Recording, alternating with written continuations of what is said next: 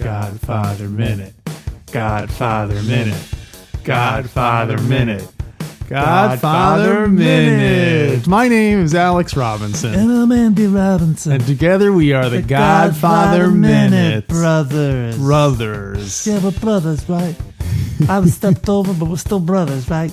That's the way Pop wanted it. It's not how I wanted it. There wasn't enough time, Michael. Welcome. I really got to branch out. I'm banking. That's a crutch. That Don Corleone impression. It's all I can do. It's so irresistible. That is. It's irresistible. Yeah. Welcome back to the show. Mm-hmm. This is Godfather Minute. It's your podcast in which we go through the entire Godfather movie 1 minute at a time. And let's get into it. I'll hit the ground running, but not running so fast, Alex. What? You got to learn some Italian. Oh. E minuto. Numero. 49. 49.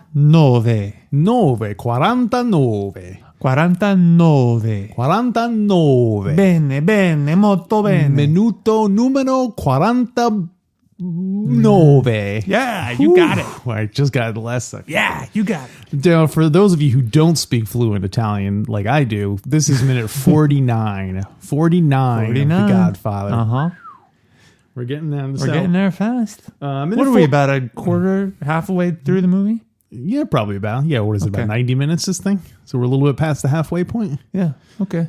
We're talking about minute 49, which starts off with Sonny consoling his wife. What's his wife's name again? Sandra.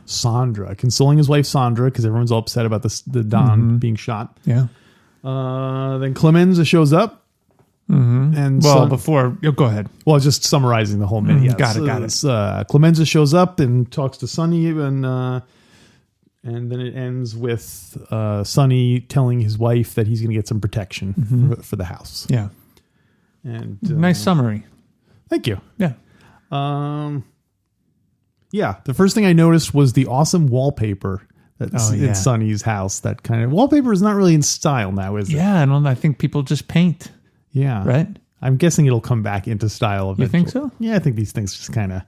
You think wallpaper is specifically a 20th century? I wonder. That's a good question. Yeah. We grew up with all kinds of wallpaper, crazy 60s and 70s designs. Yeah, because I feel like originally everyone painted, and then once wallpaper came out, that was like a status symbol that, wallpaper. And now it's because it's like, look how fancy it is. You know, it's not paint like you're living in a barn. Yeah.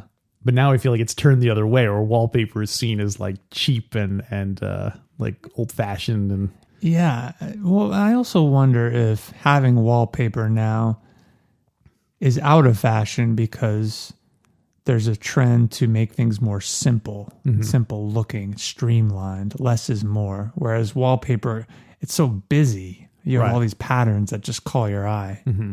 But I think eventually it'll turn around. Yeah, and people will go like, "Oh, I like this room just looks so plain and empty." You're right. But these things come and go. Yeah, it's hair gets long, hair gets short. Seriously, shoes go on, the shoes come off. Yep, some that's a good and some that's a bad. Yeah, I think we got a song in the making. The wallpaper song. We can call it like the styles they are a changing. Oh, perfect! Something I like that. that. Now I'm picturing it being like We Didn't Start the Fire, where it would just be a list of all different chronological fads and fashions as they went through. Bell bottoms, wallpaper, take the shoes off. Was that funny is that a trend? Phones, crapping in the phone box. Like crapping in the phone box was a trend. Remember when that was popular? So it was such a fad. Like people go sit on flagpoles, crapping phone boxes. Sit on a flagpole? Yeah, you remember that when that was a thing? No, that was a thing. Not that you remember it firsthand, but like in the 20s and stuff, that was a fad. Oh, where really? People would like, he's been on top of a flagpole for 3 days, and sit on top. Oh, it was more. It was really an extreme type experience. It's not like kids would just do that and stay up there, right? 3 days. Or, to see how long you could stay up. Is that kind of it? Or how many people you could fit in a phone booth. That kind of. Yeah. How many people you could have to take a crap in a phone booth. I do remember. It's for charity. We had that book growing up. The Life book. The Time Life book of all photos. Yeah. Famous classic photos. It was awesome to have as a kid. Mm-hmm. And there was one from the 50s, 60s where a bunch of people were stuffed in a phone booth. Yeah. Do you remember that one? And you always had to pick whoever. I looked at who'd you want to be and who'd you not want to be of all the people. You don't want to be the first there. guy in the phone booth. Yeah. I guess you want to be the last guy. Well, I don't know.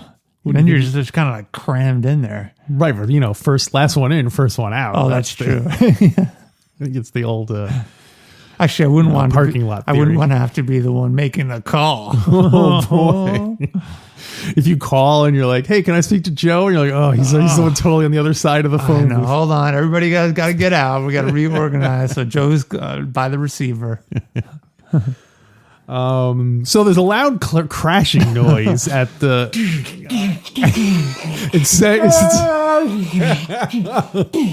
Clemenza, the clumsiest man alive, like knocking over garbage cans. Is it supposed to be like a car backfiring, or what's the story? It's like garbage pans getting kicked over. Yeah, I know. Glasses breaking, babies crying. Yeah, he increases the tension of the scene. It's crazy. It sounds like kind of like gunshots. Yeah. A car getting smashed. And they never explain it. They never say, I'm having some car troubles, or sorry, I accidentally shot Paulie, or anything like that. He just comes in like, sorry, I was just trying to scare you. That's my Clemenza. Peter the clumsy. What's the noun version of that? Of what? Clumsy? Like, I am clumsy, therefore I am a clummered. No, I was going to say clumsy person. Oh, really? There's no. I don't know what clum. Noun. He's got a lot of clum. I'll give him that. That Clemenza's got a lot of clum. That's why he's always practicing his dancing. Oh yeah. So I have a theory of why he came in all clumsily. Noise. Why is that? What's up? Because he loves to dance and he's working on his dancing career. Loves to dance. He loves to be judged so he can improve his dancing. Well, he's been out dancing all night. Wait, he loves to be judged? So when he was saying, "What are you, a dance judge?" He was hoping that Paulie was a dance judge? No. So Paulie is not a dance. So right. He's a band. Let me back up. Wait, hold on. Let's break this down. Let's break it down. Peter Clemenza is an aspiring dancer.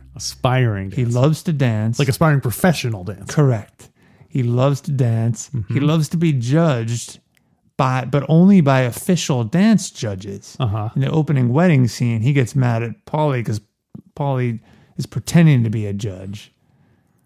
And he says, "Oh, nice job out there." He's like, "Yeah, go do your job. Walk around the block. What are you, a dance judge?" It's like, and if he continued speaking, he'd say, "No, I only take tips from real dance judges, Paulie. Go do your job." He's gonna have to show up before that dance judge and show cause. See, I interpreted more that he was excited. He's like, "What? Are you a dance judge?" And he's like, "Oh, go do your job." He's all mad.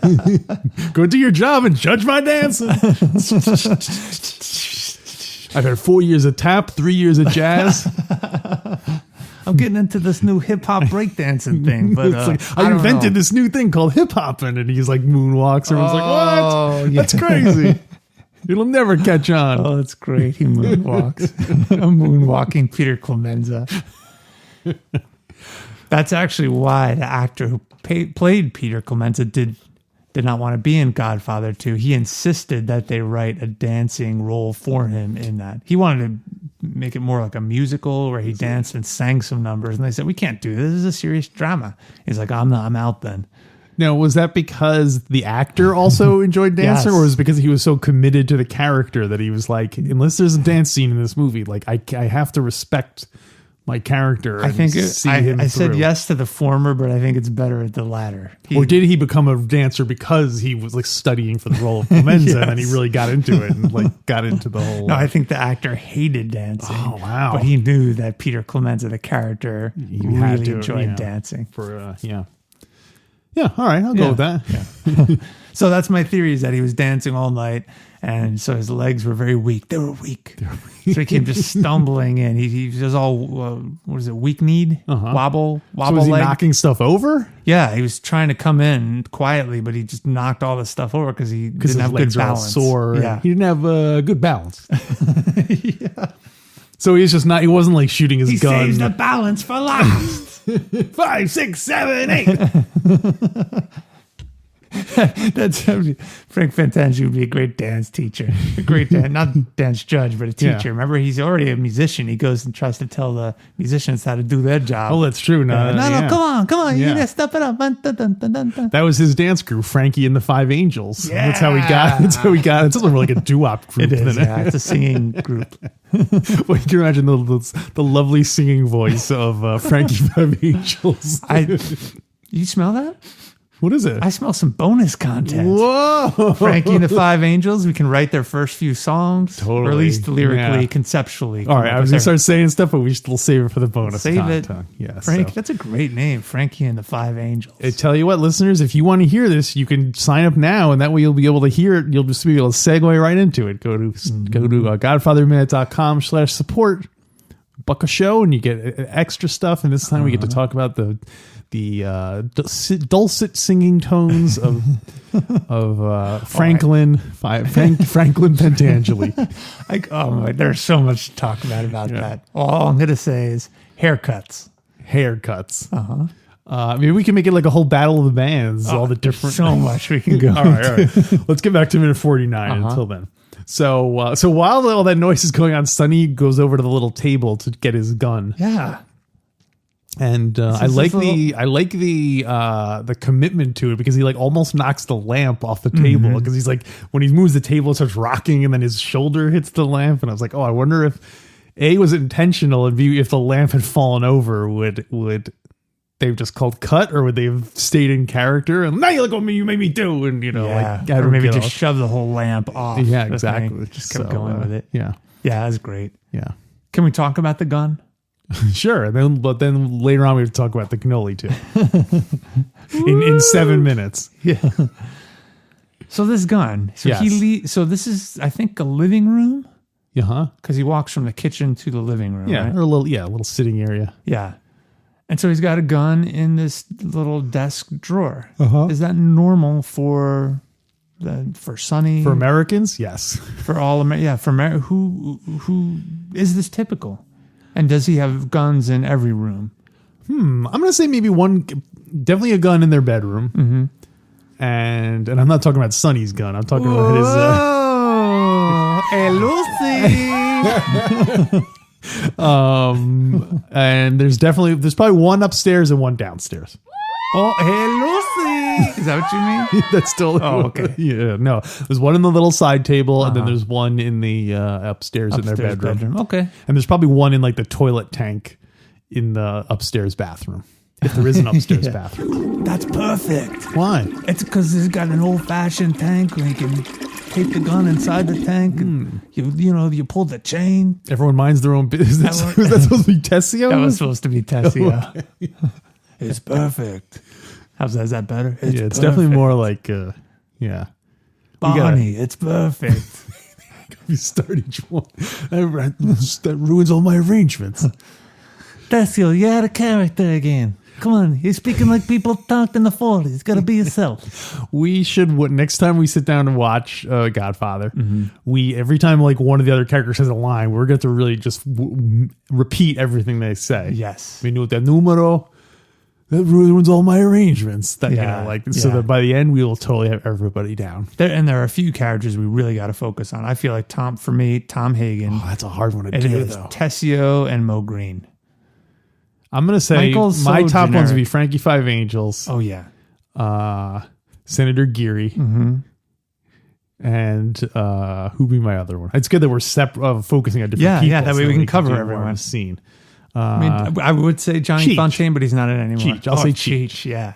Cheech, Frankie Five Angels. I'm doing all Godfather 2 before. No. That was no heart attack. I can already do Frankie Five Angels. It's coming right down the lobby. say all his lines like that. I think you'd have a different nickname if that was the case. If he was like whispers or. The feds, they made up some lies about Michael Corleone. I said, yeah, sure, he did all that. Wheezy Five Angels. They're called. That's going to be one of the songs. Yeah, totally. His producer wanted him to sing all the songs that way. We'll talk about it in the bonus content. Yeah, save it. So the guns. So Alex, if you Yes. let me ask you some personal questions because our listeners want to know who is the real Alex Robinson. By the way, I am working on music for that. Oh boy. Yeah, a little bit. I've been trying to make time to do. What is the music going to be like? Oh, I already have it planned. Oh boy. Yeah, I'll reveal it on an upcoming episode.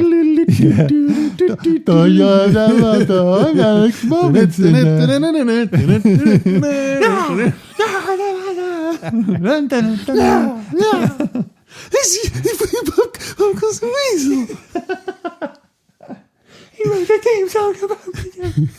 I can't afford to look ridiculous. Anyway, go ahead. Wait, that was Frankie 5. That was a frustrated Frankie or a mourning Frankie 5 Angels, but doing Waltz's line. Got it. That is him doing his impression. They went up to him at Clemenza's funeral. We're like, I know you're busy right now, Frankie. Do your impression. Big impression. So, do you own a gun? I do not own a gun, though. Is my right to do so? You don't want to tell Alex. Wrong answer. You don't want to tell people you don't own a gun. Oh no, I didn't say I don't have a gun. I just said I don't own a gun. Oh, do you own a gun license? I have what's called I have a very special relationship with the Bureau of Alcohol, Tobacco, and Firearms. Why did you wink at me when you said that? Well, let's just say that I have special arrangements. Okay, yeah. I'll go with it. Okay. So, let's for our listeners, let's break it down. Let's break it down. Hypothetically, you have one gun. I only have one. Okay. If you only have one gun, where do you keep it? Where do I keep it? And do you keep it loaded? Well, there's no children in my house, so I'm not worried about that. I guess I would probably keep it in my bedroom. Hey, Lucy! Come on. You really keep it in your bedroom? Yeah. Okay. Well, why? Because it seems like you'd want it somewhere. I guess the nightmare scenario is it's the middle of the night and someone's breaking in. So you don't want to have it. Or your wife's going to get something to drink and you wake up, you're half awake and you reach for this gun and you unload on her. Wait. Isn't that how most people die of gunshot wounds? So she's like, "Oh, could you hand me that glass of water?" And I'm like half asleep. Oh yeah, sure, here it is. Like, no, I mean you think she's an intruder because you've been dreaming and you wake up and you don't know that is definitely possible. Yeah, I mean, well, here's what I would do. I would put it in my house, but I would put it in like a lockbox. Okay, that would require it wouldn't be hard to open, but it would require me paying attention. Okay, all right. Like a combination with like 6 numbers. Yeah. So that way by the time I got it out, I'd be awake enough where I wouldn't just be shooting at random intruders. You're making it dream proof. Plus my wife and I both wear bulletproof vests when we go to sleep. Okay. Just, you never know. Uh-huh. You mean for each other? We don't want to accidentally shoot each other. Okay, got it. So in the bedroom. Yes. And loaded? In a lockbox, is it loaded? Probably. Okay. And then what's the common password for the lockbox? The password is don't shoot, but the O's are zeros because you have to include numbers and stuff. So you're half asleep. Okay, half asleep. You got to put in don't shoot. So you have to look at the numbers and see which letters correspond to the numbers.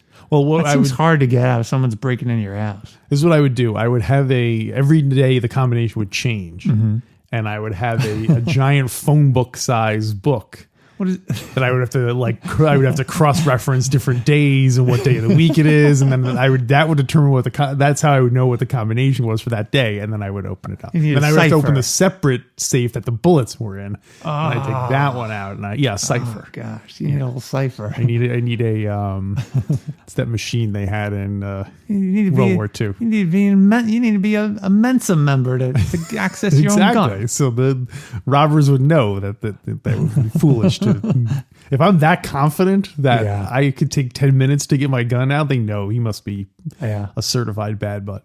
Did I talk about this in a previous minute? This is The gun could guns? no, what I'm about to say. I don't know. You haven't said it yet. It's a real Groucho Marx. I don't know. You haven't said it yet. So I sometimes work with a police officer in my role as Listen, I gotta go. yeah, you might not believe it, but working in a school, I work with a police officer because these are the days we live in. These are the times we live in. And I asked him one day, I said, if you ever had to shoot someone, I ask him all kinds of questions. Like, where do you aim for? And he said, unlike in the movies, they never aim for the arm or the leg. They are trained and they're instructed to always shoot for the chest because it's the biggest part of the target. Yeah. And you're more likely to hit it. Yeah. Which makes sense, but it surprised me because I think in the movies, like you want to keep the person alive, so you shoot him in the arm. He's like, no, we are shooting to take them down. Yeah. Yeah, because you're aiming for someone's like ankle. It's such a skinny target. Yeah. It just surprised me that they're pretty much shooting to kill. Yeah. Yeah. I assume so. Yeah. So if I had a gun, my gun that I keep in my house against intruders. That you keep loaded, that you sleep with it under your pillow? Well, I use a little, no, I don't keep it there. I use a little, what I call reverse psychology. What do you do? You put the gun in the bullets. I keep the gun out publicly, so whoever breaks into my house, the first thing they see. Oh, okay. But then I have a special custom gun, and it's loaded, but the bullets shoot back at the person who uses it. That's very It's got clever. what they call a reverse chamber. Mm-hmm. And so that person comes in, picks it up, is creeping through the house. I scare them, they hold it up, and they end up shooting themselves. That is a great idea. I'm totally protected. I've committed no crime. You should patent that idea. Done. Don Corleone? Don Corleone. That's how he got his name. It's great. I could see Joey Zaza coming up with some kind of catchphrase like that. That actually, is that a crazy idea? I thought it was when I just made it up now, but maybe it's not. Yeah, or even like you have the gun in your hand, and then like if the guy like struggles with you, then you drop the gun, and then he's like, "Oh, I got the gun out of his hand," so Yeah. he would not suspect at all that this is a trap because you were just holding this gun. Yeah. You know what I mean? That's or you true. do like a Fredo, and you bobble it, and then he picks it up and then shoots, and then And then it shoots right back at him. yeah. You purposely like a bobbled harpoon it. shoots at You purposely bobble it. It falls on the floor. And then he says, he doesn't pick it up. And you go, oh, whatever you do, don't pick up my gun. Because you want him to pick it up. He's like, no, I'm not going to pick it up. You pass it to him. Oh, please don't pick up my Are gun. you sure? I'm really scared. Anyway, back to the minute. Yes. You have anything else? Oh yeah, I got plenty more. Okay, stuff. let's talk. I like Clemenza saying, "Take it easy, take it easy." After he gets shoved. after Sonny roughs him up. I think that was a good. Well, right before that, I think it's funny how Clemenza walks in. It's funny blocking. He walks in, turns around, and then boom, like ta-da! It says the line. Yeah, A rumor on the street, or whatever he says. Well, the word out on the street is that he's already dead. But it's just funny. He doesn't come in and say it. He comes in, turns around, faces Sonny, and then says it. it's very theatrical. It's a theatrical setup. And then Sonny. Why did Sonny shove him? I think because he said, "Oh, he's already dead," and I think just the idea of that is just so upsetting to Sonny. And I think they're trying to demonstrate that Sonny has a hot temper. Yeah. You know, like the one time so every time we've seen Sonny, almost he's been shoving someone or punching someone or something, like screwing someone. But I was wondering about the character Sonny. Clemenza comes in and says the word on the street is that he's already dead. And Right. Santino gets mad at him just for evoking that idea in the house, right? I guess so. Yeah. Yeah, or maybe it's like a Sicilian thing where you don't want to say it out loud because like you're jinxing it, you're bringing in bad. I wonder if Sonny does that all the time. Like later when he's meeting with the doctor says, "Well, there's 50% chance he's not going to make it." So he's like, well, "What are you doing? Don't say that." Shoves the doctor. Take it easy. Take it easy. Please relax, Mr. Corley. Oh yeah, so then Paulie comes up. The subject of Paulie. Sonny asks, "Where's Paulie?" And then Clemenza does not say you won't be seeing him no more. No. He said he's been a little sick all winter. Because it's weird.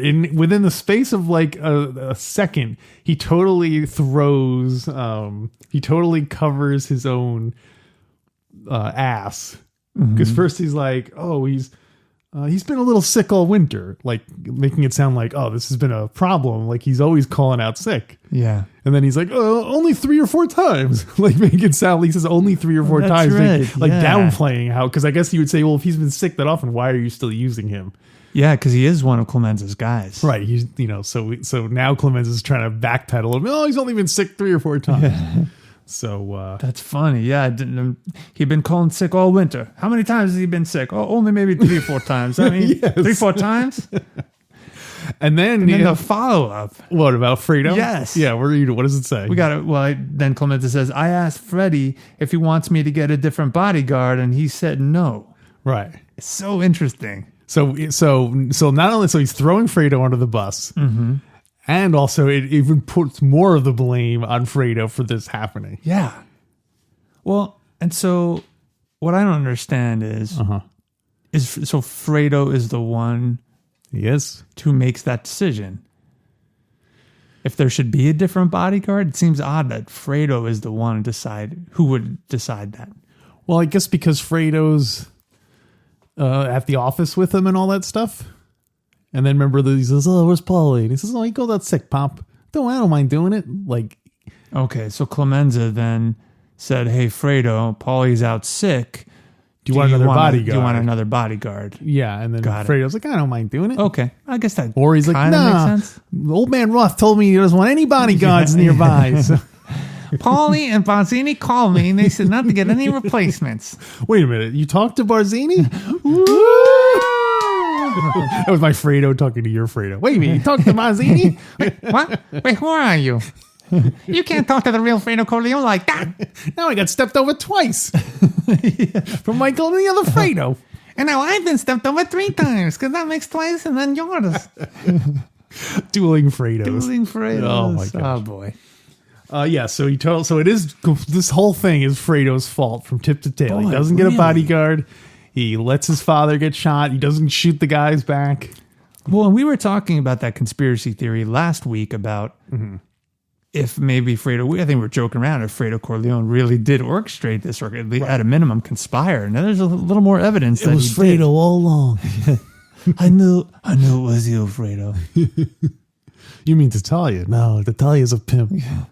You so Barzini? No, I didn't talk to Barzini. Ooh, because when you don't talk to Barzini.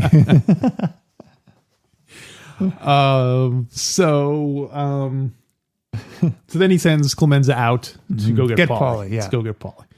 And why does he want to get Paulie? Because I guess he wants to ask him questions. Okay. Does he suspect at this point that Paulie's in on it? I don't know if he necessarily. My read on it is he necessarily doesn't. He doesn't necessarily suspect him, but he's mad and probably wants to get as much information and look for someone to pin it on as possible. And if you're the Don's bodyguard and he happen to get shot the one day you're out, it's a little not suspicious, but like, come on, yeah. Like clearly, you were needed, and yeah. There's a bit of a strange continuity error or blooper in this scene. Tell me about it. Sonny takes his gun out of his little table, which is his right to do so. And, he has it out ready to meet Clemenza. He sees Clemenza come in. He puts it in the belt of his pants. And then as he's talking, he roughs up Clemenza. What's the matter with you? And then as he's walking Clemenza out, the gun is no longer in his belt. Oh, really?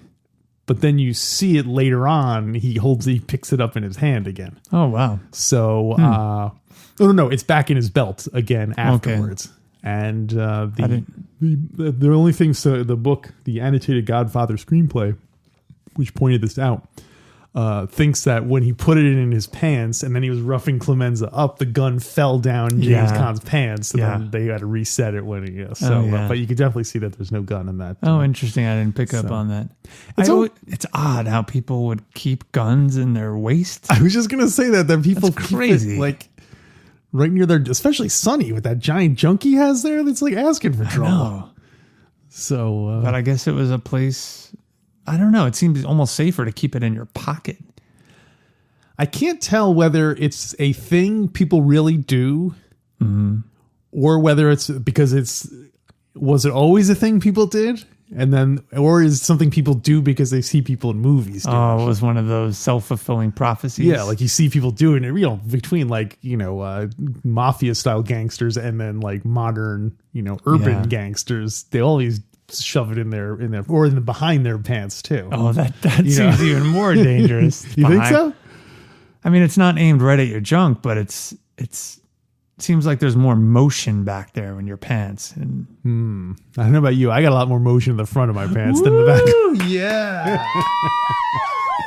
I guess you're more likely to forget about it if it's in the back too.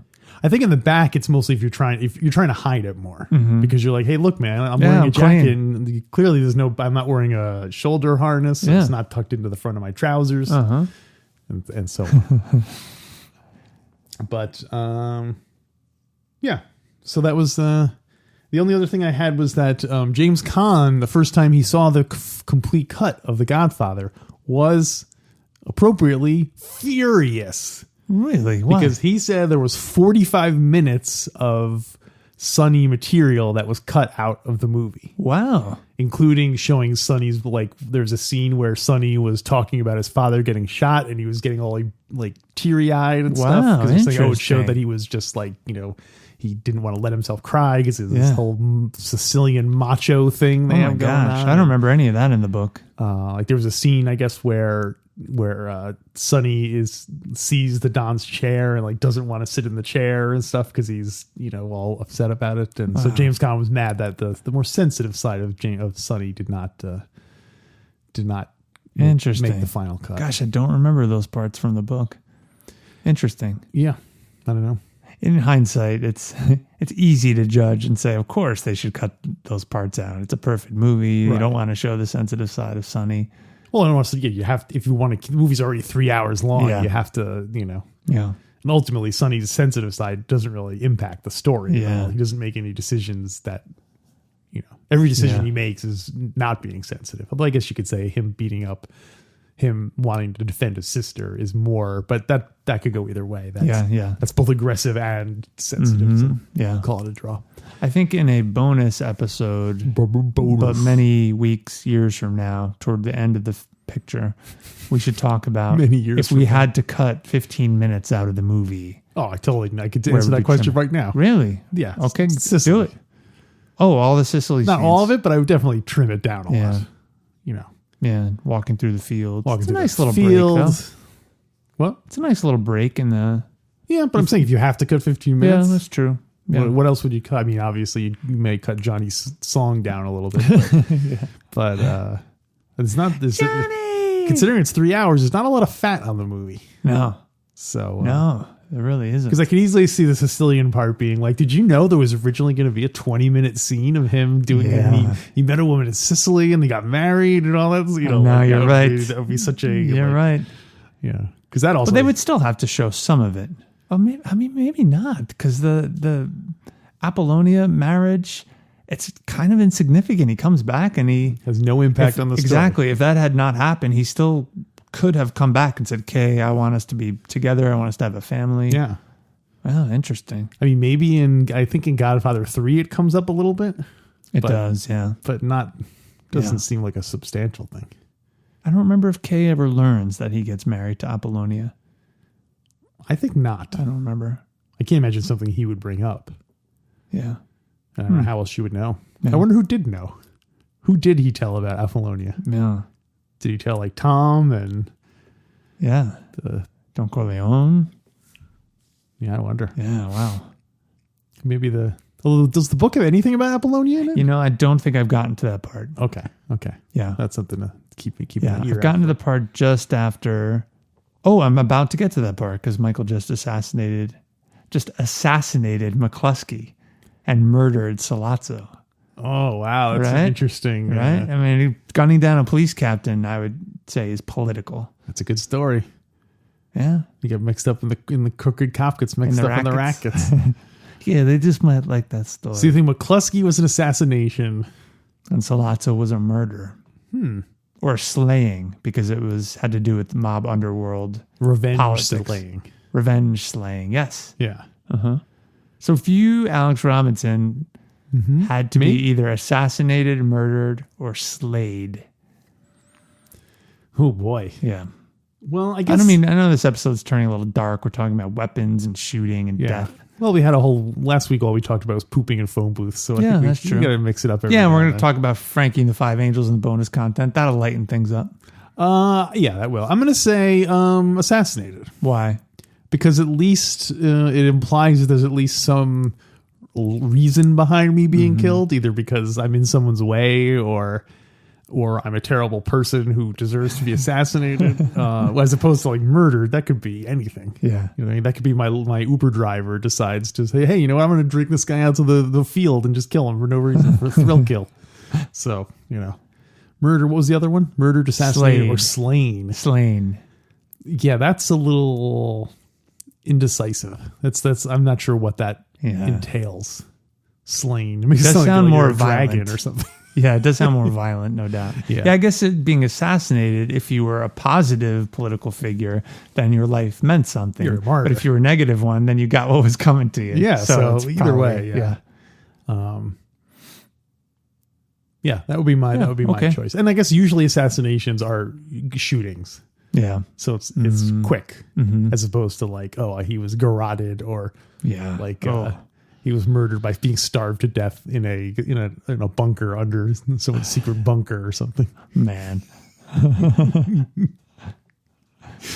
And on that cheery note, Stick around. Well, let's rate this minute though. Let's rate it. You got some Clemenza action.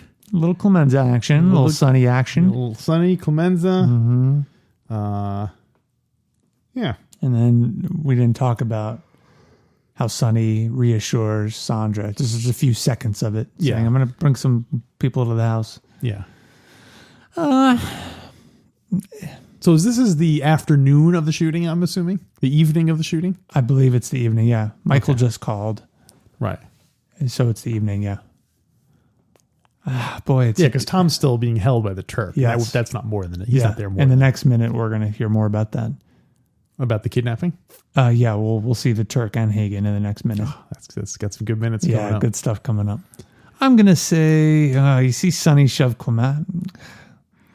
Doesn't really move the story forward so much, but a little bit. You hear about Paulie. It sets up... I'm going 3. 3? Yeah, just about as middle of the road as possible. I'll go 3 also. Yeah. It's a lot like yesterday's minute in that it's kind of setting stuff up. It's like a connector minute, a link. Yeah. So in itself, but Clemenza's hardly in it. So anytime he shows up, it's always fun. And now that you pointed out that wallpaper. Yeah. And now that you pointed out that Clemenza was backtracking and trying to cover his ass, that's pretty funny. Yeah. I didn't pick up on that. I didn't notice either until the All right, so stick around. We're going to be talking about Frankie and his five angels. And all sorts of doo-wop Ben, or we'll talk about that and all this spin-off craziness that always comes up when Alex and I start riffing. Get on to Facebook, Mickey Mouse's Fredo Corleone's nightclub. Mm-hmm. Rate us on wherever you get the podcast, right? Yeah, and we have I'm wearing one right now as we record this episode. We have 2 Godfather Minute shirts available. Mm-hmm. One of them with the classic logo and one of them with the Waltz International logo. Oh, yeah. Waltz International logo. And so you can go check those out at our sister podcast, StarWarsMinute.com/merch. We should probably set that up to be GodfatherMinute.com/merch. We'll get there. We'll get there. So, all right. I am going to commission you. Me? A little bit more of a teaser. I'm going to commission you. Was there another drawing you said you were already going to do? Yeah, I want to have you draw all the Luca Brazzi's pointing guns at the viewer, like 6 of them in different poses in his apartment. Oh, my God. But I have a new one. I want to commission you to draw Frankie and the Five Angels album cover. We should do... First album cover. I'll do all these commissions, and then once we have 12 of them, we should make it like a calendar. Oh, yeah. So that like every month you see a different idea. Scene from It'll have to be a 2024 4 calendar, because I think that's when we'll finish. We'll this make podcast. a lot of them. Yeah, but so wait, by the time we have 12, Yeah. all right, I'm going to start writing these down. Okay. Because so far we have Luca Brasi. The Luca Brazza. Oh no, it's already plural. Luca Brazzi. Yeah, Luca Bratzum. All right, All aiming at the camera. Mm-hmm. All in different poses. Yeah. And the one holding up the scotch. Don't forget that one. That's And right. the other one, we're just going to make a calendar with 12 different drawings. Well, this would be in the calendar. Yeah. This would be one and then of one will be Frankie and the Five Angels. Frankie and the Five Angels. Album cover. This is a great idea. Including their hits, Pop Goes the Weasel, and Pop Goes the Weasel, parentheses, again. Yeah. Still popping. And so on. We'll get into that in the bonus content. Well, you were already starting. Why I are we know, wasting I know. it? All right, Okay, all right. okay. Until then, take the gun And and leave the cannoli.